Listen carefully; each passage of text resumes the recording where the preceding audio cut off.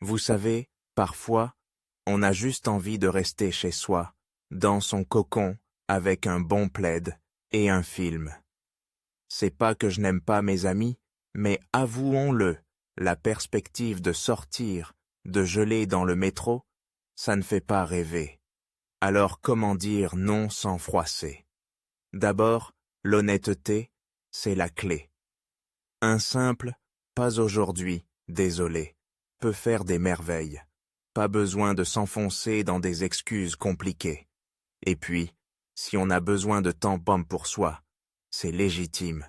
Ces derniers jours ont été intenses, et parfois, il faut juste se recharger. Mais attention, pas trop souvent, sinon on risque de passer pour le roi de l'excuse. Une petite vague de « j'ai un repas de famille » ou « j'audace »,« je dois travailler demain » peut faire l'affaire.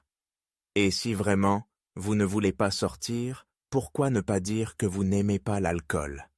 C'est vrai, ça peut être une excuse un peu bidon, mais ça fonctionne. Parfois, il suffit de renverser la situation. Proposez un report, dites que vous êtes partant pour une autre sortie.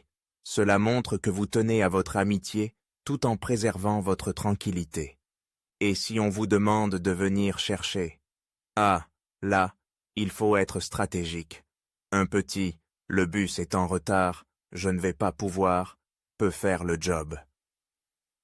En fin de compte, que ce soit une migraine soudaine ou une visite surprise de la famille, il y a 1000 façons de dire non sans blesser. Parce que, soyons honnêtes, parfois, le meilleur plan, c'est de rester dans son canapé. Jeuninfo.com, votre guide moderne.